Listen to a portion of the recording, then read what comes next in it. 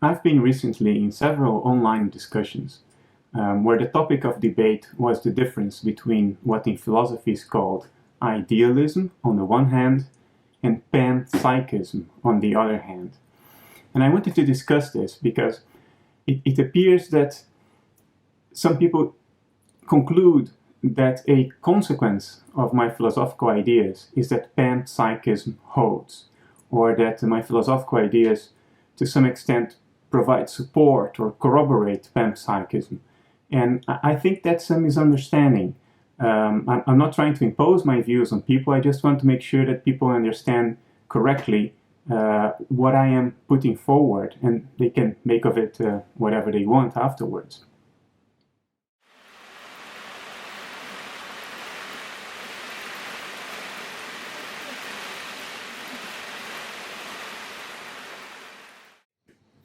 The first thing that we have to get clear is what these terms mean. They are different. Idealism is not panpsychism. They are very different. So what do they mean? Idealism is the notion that all reality is in consciousness, unfolds as a phenomenon of consciousness. That reality is not in a world fundamentally outside mind, outside consciousness. So for instance, if I hold this statue here, then the concreteness, the color, the solidity I feel, everything I perceive is an excitation of subjective experience itself, an excitation of consciousness. This statue is not fundamentally outside the field of my subjective experience. Panpsychism, on the other hand, states that everything is conscious, not that it is in consciousness. Panpsychism is completely compatible with materialism. What it says, however, is that this matter that exists independently has as one of its fundamental properties, next to mass, charge, spin, whatever other properties we attribute to matter, it also has the property of subjectivity, of being conscious. According to panpsychism, this statue is not necessarily in consciousness, but it is conscious. It has experience. There is something it is like to be this statue, in the same way that there is something it is like to be me, or that there is something it is like to be you. My formulation of idealism does not corroborate panpsychism. I do not think that there is anything it is like to be this statue. I don't think this statue is conscious. I think this statue, however, exists only insofar as it is in consciousness. Let's clarify this with a thought experiment.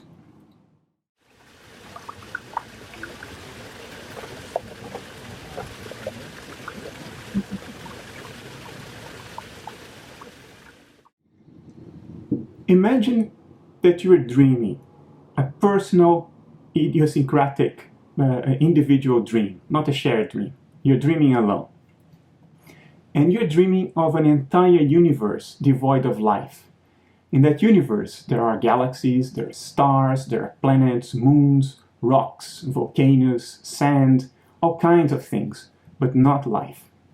And it's your own private dream.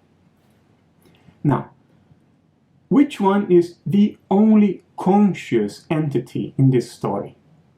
It's you, the dreamer. The dreamer is the only conscious entity. Everything else, the contents of the dream, are the contents of the dreamer's consciousness.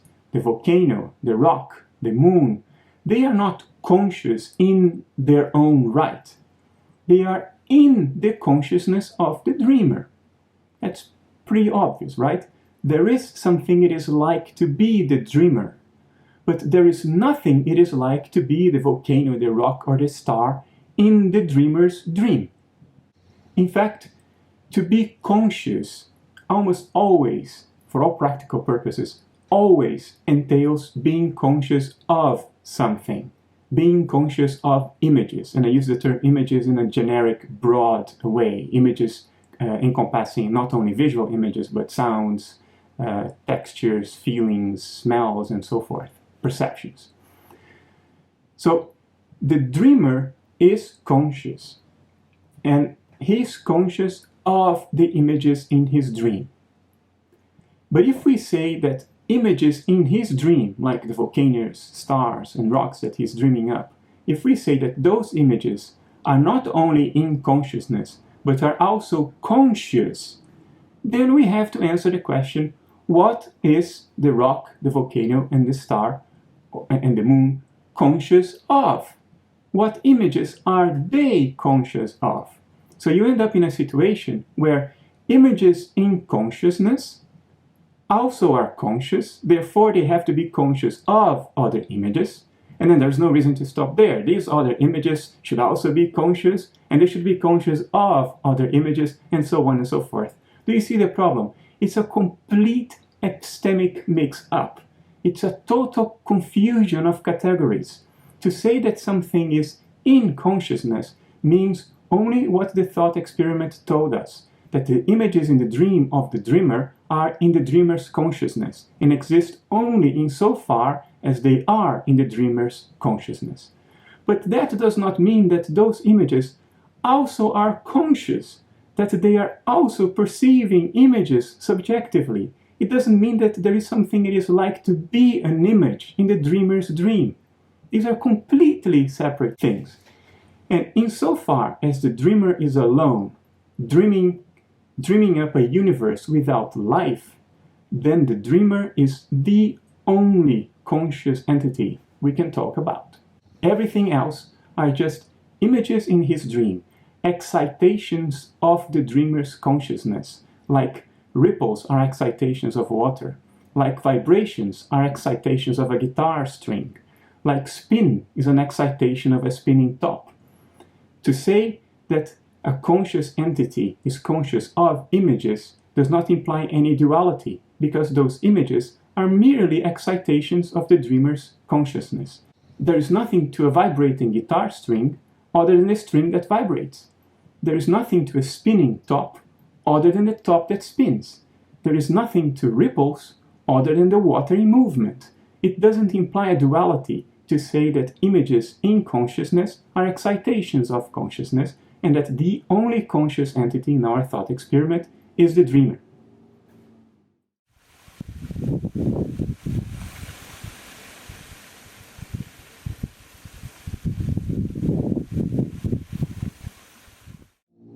However, when we look around, we don't see only dead objects, inanimate objects, like in the thought experiment I just described.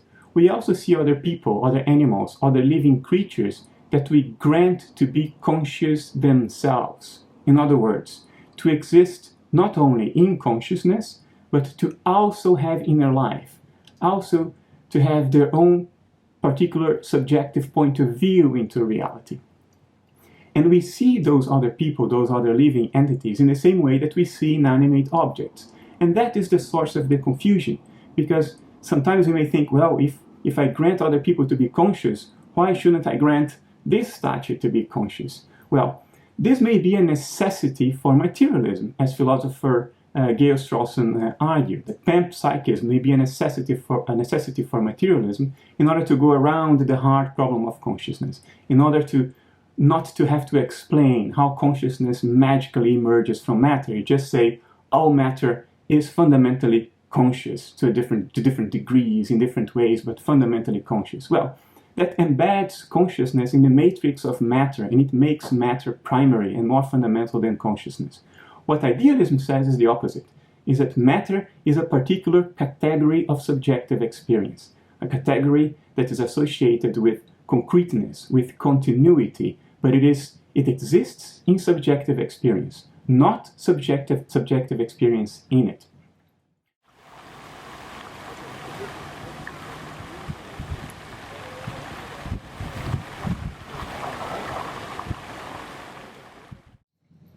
So let's do another thought experiment about dissociation, a psychological phenomenon. Let's imagine that I could be self-reflectively aware of all of your thoughts, all of your feelings, all of your emotions, all of your beliefs, all of your perceptions, everything in your consciousness. Suppose I could be aware of all that. And suppose equally that you could also be self-reflectively aware of everything that I think, that I feel, that I perceive, everything that happens in my inner life. If we were aware of each other's inner lives completely, would we be two separate entities? Would there be any meaning in speaking of you as separate from me and the other way around? There wouldn't, right? We would be one unified field of consciousness. We would be one entity for all practical and theoretical purposes. But we are not. And the fact that we are not means that we are dissociated from each other. Dissociation is this separation of our fields of experience in such a way that I become, quote, unconscious of your field of experience and the other way around as well. It would be more accurate to say that your field of experience becomes obfuscated by my field of experience, and that my field of experience becomes obfuscated by your field of experience from your point of view. So dissociation has to do with this creation of obfuscated fields of experience, the creation of an unconscious. Your inner life becomes unconscious to me, and my inner life becomes unconscious to you. That's psychological dissociation.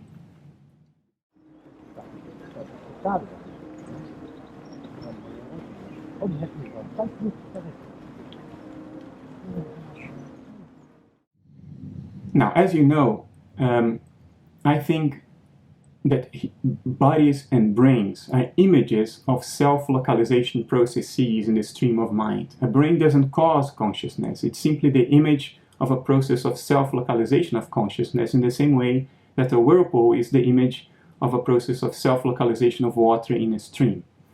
And in my book, Why Materialism is Baloney, I explain how this process of self-localization is the mechanism of obfuscation that creates an unconscious. So, when we talk of self-localization of consciousness, we are also talking about dissociation. It is self-localization that creates the dissociation between my field of subjective experience and your field of subjective experience. If it were not for this self-localization, we would be effectively one mind. And if you play this thought exercise all the way, including all people in the world, you will see that if there were no self-localization, we would be back to the dream thought experiment that I started this video with. One mind, imagining the whole universe, the entire universe being in that mind. But the entity, that one mind, being the only thing that we can say is conscious. Everything else being images in his/her consciousness. So what I'm trying to say is that self-localization and dissociation are the same process. So when I say that human bodies, or biological bodies in general, for any living creature, is the image of a self-localization process in the stream of mind, I'm also saying that bodies are the image of dissociation. It is only when dissociation happens that we can talk about something being conscious, as opposed to only being in consciousness. When I see you in front of me, I see your body, the image of the dissociated part of that one mind that became you. When you see me, you see an image of that dissociated part of one mind that became me.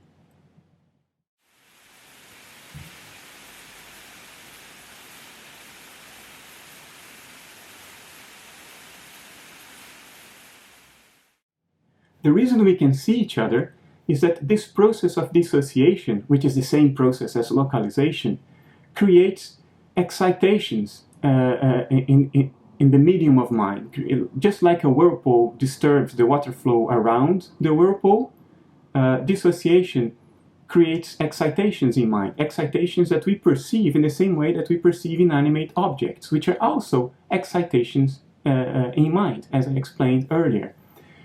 So to facilitate communication, let's say that inanimate objects are primary excitations of the medium of consciousness, or the medium of mind. I use the words mind and consciousness interchangeably. Inanimate objects are primary excitations of mind. They are the vibrations of the guitar string, the ripples in the water. Self-localization would be like the whirlpool in the water, which also creates excitations, disturbances in the water flow around it. Those excitations, let's then call them secondary excitations. Excitations that are created, caused by dissociation, by self-localization. Because we are all fundamentally one mind, as implied by idealism, our dissociated processes are still partaking in the same dream. And because this dissociation imprints secondary excitations in the field of mind, we perceive each other as dissociated segments of the one mind. I grant you to be conscious because you are a dissociated segment of mind. You are part of the medium of subjective experience, not only an excitation of that medium. Yes, your presence imprints excitations on the medium, which I perceive as your body. But fundamentally, you are more than those secondary excitations. You're also a very segment of the medium of mind that has become dissociated from me because of the creation of our relative unconscious, quote-unquote, minds. But I do not grant this statue to be conscious, because I think this statue is simply a primary excitation of consciousness, not a secondary excitation imprinted by a dissociative process. I don't think there is anything it is like to be this statue, because it is not a dissociated segment of mind. It is an excitation of my segment of mind, and maybe some other segments of mind as well. When I say that the body is the image of a self-localization process in mind, I do not mean that this statue is also the image of a self-localization process in mind. I do not think this statue is the image of a self-localization process in mind at all. There is no self-localization here. There are only excitations, primary excitations of the medium of mind.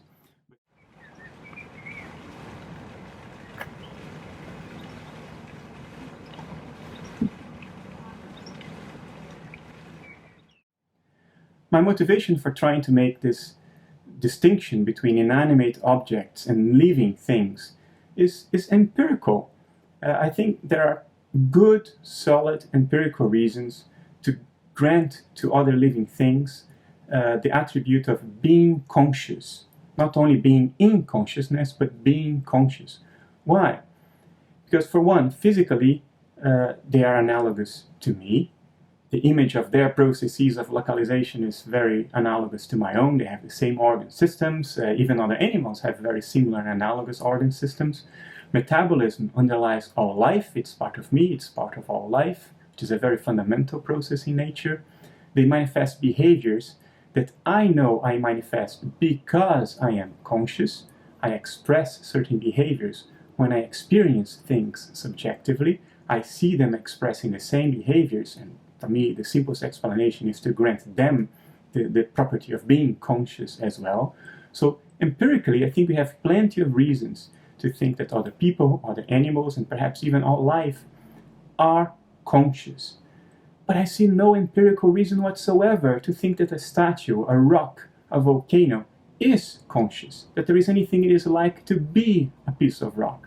To break a rock in two is not the image of a dissociation in consciousness. The two pieces of the rock do not become separate conscious entities.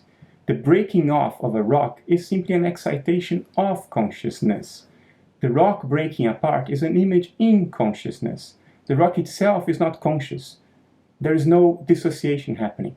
The image of dissociation is life. When a cell divides in two, that is the image of a dissociative process. There you do get a separation of consciousness. Life is the image of dissociation. Although I grant that the separation between life and non-life at a microscopic level can be gray, like are viruses really alive or not? When do you say that something becomes alive? That boundary has a gray area around it. I grant that, I acknowledge that. But for all practical reasons, that gray area is incredibly small. For our daily experiences, there is an enormous difference between life and non-life. Metabolism makes a huge difference. there's a huge difference between a teddy bear and a real bear. There's a real and incredibly obvious difference between a rock and a bird, between something that is alive and something that is not alive. And I think we cannot deny that. We cannot ignore that empirical reason. We cannot project abstractions, theoretical taste onto nature and attribute to nature things that we just can't see back from nature. We cannot see back from nature any reason to grant inanimate objects the property of being conscious. But obviously they are in consciousness.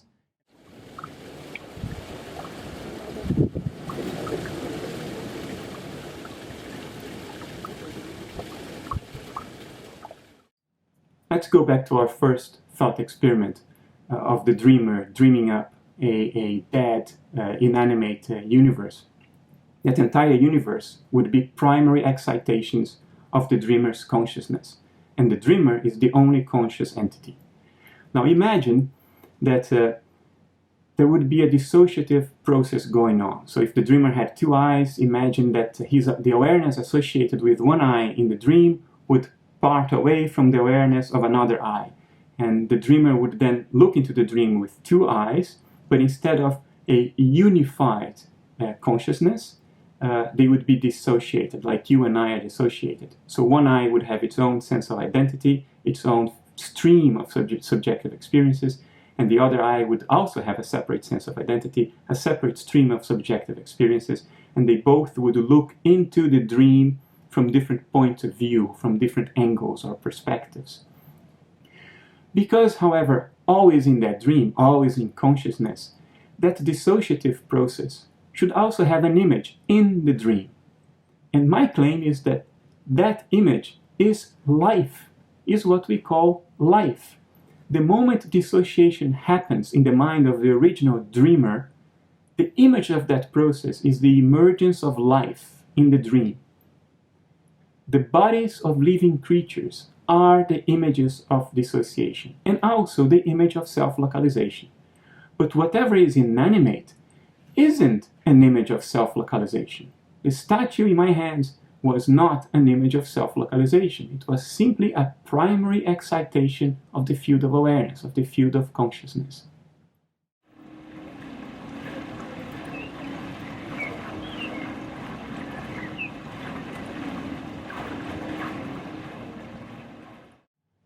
So to summarize, life equals the image of a dissociative process. A dissociative process is the same as a process of self-localization in the stream of mind, like a whirlpool. This self-localization imprints secondary excitations in the stream of mind, just like the whirlpool disrupts the flow of water around it. Those secondary excitations is what allow me to see you, and what allow you to see me. Our respective dissociative processes perceive each other through the secondary excitations they imprint into the stream or the field of mind. Inanimate objects, on the other hand, are simply primary excitations in the stream of mind. They do not correspond to dissociative processes, to self-localization processes. They are just like the volcanoes, moons, and rocks in the dream of our first thought experiment, when one only dreamer dreamed up a dead, inanimate universe. I hope I've managed to clarify what my position is. I'm not trying to impose my ideas on anyone. I'm not trying to suggest that you cannot be a panpsychist and an idealist at the same time. For all I know, you can, but I am not. I do not think that my formulation of idealism lends any credibility to panpsychism. I actually think panpsychism is the escape route of the materialist when confronted with the hard problem of consciousness. Again, panpsychism is completely compatible with the materialist worldview. It attributes consciousness to all matter. It makes matter the matrix of consciousness. My formulation of idealism is precisely the opposite. It states that matter is a modality of consciousness, that consciousness is the matrix of all matter, not all matter the matrix of consciousness. I hope I've managed to clarify this point. It is a confusing point, I grant that. We have, because our society has materialism so deeply ingrained in it, in our culture, we have this tendency to make the same projections that materialists do, to project things that are our own, that are characteristics, attributes, or qualities of ourselves, to project them onto images in our own mind.